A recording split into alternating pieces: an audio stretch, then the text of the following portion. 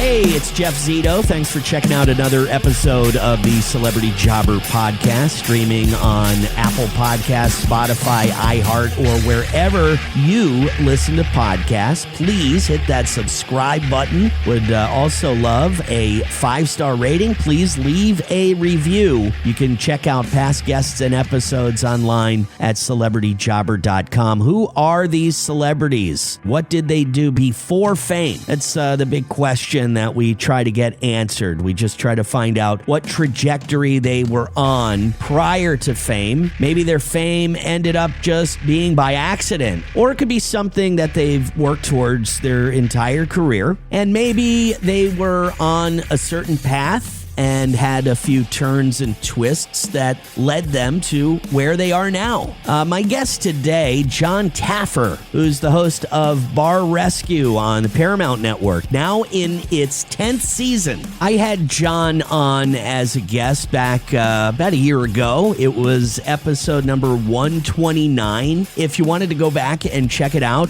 we talked about Jon Taffer's early life growing up, about his family business, which was in the marketing world. We talked about his idea for Bar Rescue and the pitch that he made in front of all these TV people. And we talked about what his first job was, which was a delivery driver for a liquor store back when he was 16 years old, growing up in New York. Okay, so on this episode of Celebrity Jobber, I thought it would be interesting to dig a little deeper into Jon's early life and the jobs that he had, because there are many things that Jon Taffer has accomplished, more so than the show Bar Rescue and opening up his own bars and restaurants. This guy has done many, many things. He's lived a very interesting life. And I bet you also didn't know Jon Taffer is one of the people responsible for the NFL Sunday Ticket, where now people can just purchase all the football games in the NFL and watch on their home TV each and every Sunday. Really interesting stuff we didn't cover in the first episode, and we're going to cover it now.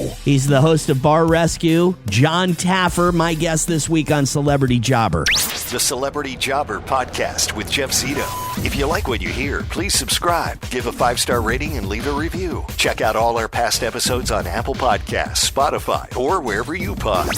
What if these celebrities weren't famous? What would they have become? What was their first job?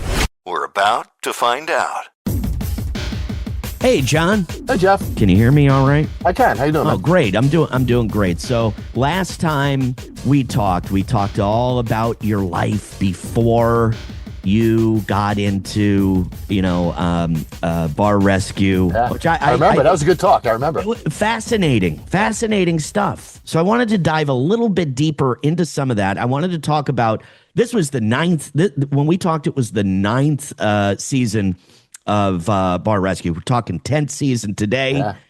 You were telling me that you're from a family of entrepreneurs and they were in the marketing world. How did growing up in those surroundings with your family being marketers kind of influence you in kind of doing what you're doing now? I think it does. I think it matters. My grandfather actually gets credit for inventing direct mail. Really? I use that all the time. Yeah, when he was young in Brooklyn, his parents were legally blind.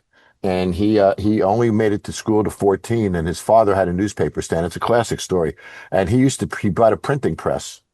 And he printed flyers, and he'd stick them in his father's newspapers on the corner. Wow. And then he started stuffing them in mailboxes. And then before he knows it, he had a little storefront, and they were doing all this marketing and such in Brooklyn, New York. And then a big ad agency bought his company. Wow. And then he became vice president of the large ad agency. So I've always been around entrepreneurs. My family's also had products. My grandfather invented a wedding doll called Betsy Wetsy. My mother's name was Yetsy, so it looked like my mother. And so I've had a rich a group of entrepreneurs around me that have inspired me. to do well, have also taught me at a young age that you can do well. And Right. so much of teaching your children isn't that you should do well. They need to understand that they can do well if they try, that it does work. You will be Right. successful. It's worth it. My family showed me it was worth it to try. So I did. Celebrity Jobber, the Celebrity Jobber podcast with Jeff Zito. Tell me a little bit about why you studied political science. You went to the University of Denver. You graduated high school. You were a political science major. What was in your mind at that time? What did Jon Taffer want to become at that time? Well, I grew up a little older than you, of course, buddy. So when I grew up, we had some of the race riots and all those kind of things. It were ugly periods of America. Not that we don't have some ugly periods now. Unfortunately, it still goes on. But I was very political. I really wanted to change the world. I wanted to make the world a better place. But my minor was cultural anthropology, which really connected with me even more than politics. I'm glad I didn't go into politics. but cultural anthropology taught me the study of primates and primate societies. And I've realized how you are first. You go to your prime instincts and then things change. So, what is your prime instinct if I drop you in a situation? Are you defensive? Are you aggressive? Are you intuitive? Do you have pride? Do you have shame? What are all these primal instincts within you and how do they react? Because when I try to change your behavior, I try to do it in a primal sense. John, you're a deep thinker. I like that. You were telling me about your very first job. And you said you were 16 years old. You were a delivery driver for a liquor store. That's right. Great. Now, you were telling me all about this job, but one thing slipped past me, and I got to ask. You were also a drummer. You played drums professionally. You were a paid drummer. Tell me a little bit about that point in your life. Yeah, when I was young, I took drum lessons for 9 years. Very, very serious drummer. And I played professionally. Matter of fact, when I went to California, I was playing drums at the Troubadour, which I became manager of later. So the music is what got me into the nightclub business, which got me to where I am today. I was actually sitting with Doug Weston, who owned the Troubadour, famous guy in his house. We were doing a booking calendar. And he looks at me and goes, here, you run it. And he threw the keys at me. And the next day I was running a nightclub. And I just fell in love with it. And it's interesting. In the music world, there's two things about music. There's playing it, making it, and then there's displaying it, exhibitioning it. I became an expert of playing music to audiences. I own the only patent ever issued by the federal government for music management in a hospitality property. It's a system of managing beats per minute and structure and instrumentation styles of music to create flows on the dance floor, to create a left turn. Everybody walks off, another group walks on, the cash registers get hit. Another shift, people walk off, people walk on, the cash registers get hit. If the DJ doesn't know that stuff, the cash register doesn't get its hit. So I am an expert at displaying music, playing it. I know the difference of 10 songs in 10 different orders and which order is going to work best. What's crazy, John? People think that stuff's just an accident. You're telling me that you've got an idea of, beats per minute, and when people are going to get on the dance floor, when a new group's going to, I thought it's just this guy's up there playing whatever. It's not. I can turn tables faster by adjusting beats per minute in my music program. I can change demographics massively.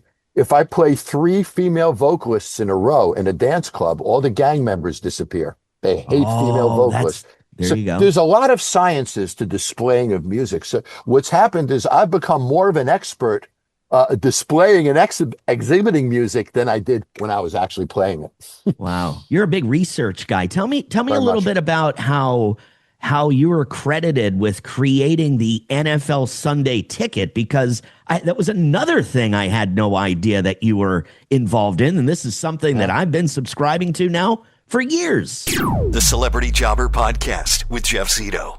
Celebrity Jobber. How you were credited with creating the NFL Sunday Ticket, because that was another thing I had no idea that you were involved in. And this is something that I've been subscribing to now for years. Yeah, back in the mid-90s, a company called ComSat, which owned all the pay-per-view movie channels, and they managed all the satellites in the sky, hired my company to do a feasibility study for what was called out-of-market sports programming. So in essence, I could sell the Dallas Cowboy signal to somebody in New York. They'd get the local coach show, and they'd get that game. So they hired my company to do a feasibility study for it. So we did. And we assessed the industry and we determined there was a real market for this. And we got paid a lot of money for doing this feasibility study. And then ComSat comes to us a second time and says, wow, we really like this. Tell us what the product would look like. Well, while we're developing the second phase of the work, while we're developing that, compression was invented. And compression means I could receive multiple satellite signals on one transponder. Before that, you remember sports bars had a quarter of an acre behind them with like 6 analog dishes to get all those signals. Closed circuit TV, Now I only needed one. So that was the opportunity to give you 7 games at the same time. Then we created the product, gave them that document. So now they had the feasibility and they had the product and pricing from us. They came to us a third time and said, who will buy it, John? So we created a list of the marketing universe of all the companies that they would buy the subscription. We gave it to ComSat. ComSat took it to the NFL to buy the license to do this. The NFL said, wow, this is great. Let's do it ourselves. They put me on the board of NFL Enterprises, and it turned into Sunday Ticket. You got a little piece of that every year because it was your idea? I don't get a piece of it, but I was paid very, very well when I did it.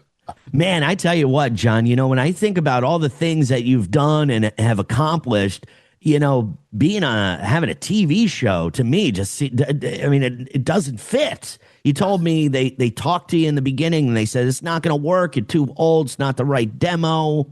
And here we are talking about the 10th season of Bar Rescue. And you got it's on Paramount Network, by the way, Sunday, February 22nd, the premiere of season 10 of Bar Rescue.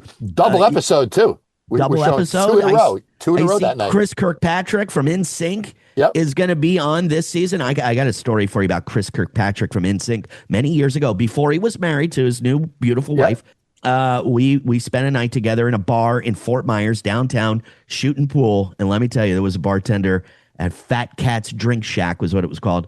And me and him both, we really liked that. She was a really nice girl. Let's just say that. He's a very good guy. Great guy. Yep. Tell me a little bit about season 10 of Bar Rescue and don't give it away, but we all know you go in there, you get pissed at some bar owners that really are being dumb, drinking on the job, just not managing it properly. Tell me a little bit about this season, 10th season, and what we can expect. It's interesting. I'm going to give you, here's an episode. You're 55 years old. You've already lost your house. You're living in your parents' basement. You've blown their retirement, all gone. And now their house is about to be repossessed.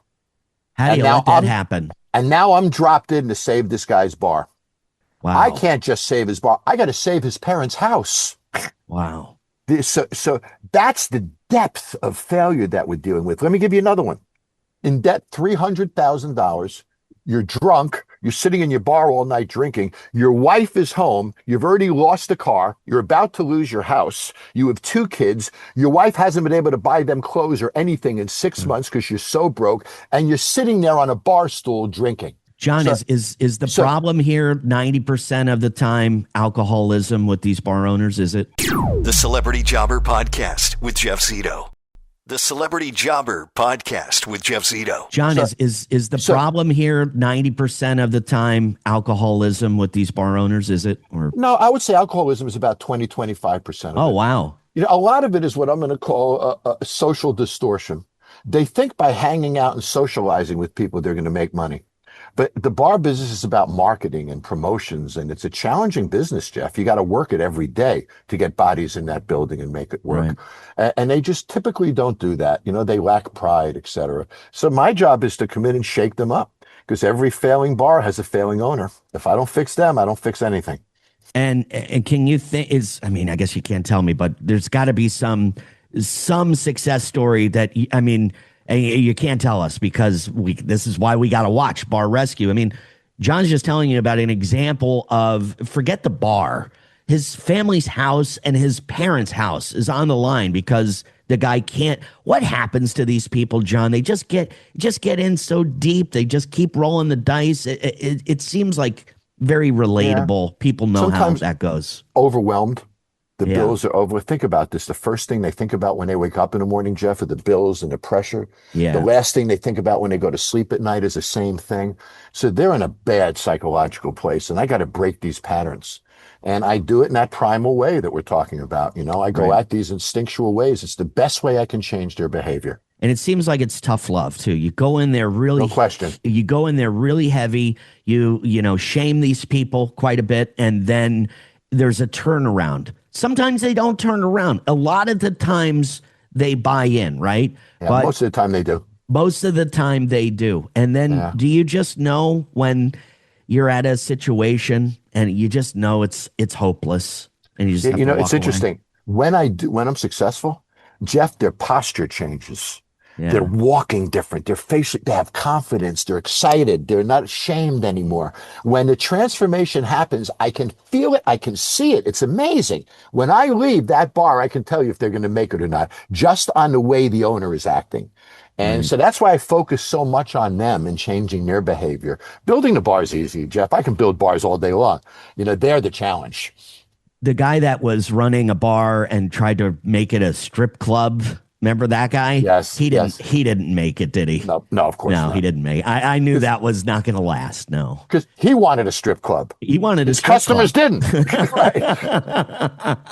Man, I got to tell you, what's next, John? I mean, look at, you're an entrepreneur. You've done all these things. We talked about, you were a professional drummer. Your first job was delivering liquor. You managed the Troubadour, a legendary club. You've probably seen many famous bands perform there. You invented the Sunday ticket, came up with the concept of bar rescue. I know you own your own bars and restaurants, but what's next? You got anything else in the hopper? Well, we just launched Taffer's Brown Butter Bourbon in Georgia, our third state. We're very excited about that. It's doing really, really well. If you haven't tried it, you should. And we just opened our third Taffer's Tavern in downtown Atlanta, our Midtown Atlanta store, just this week.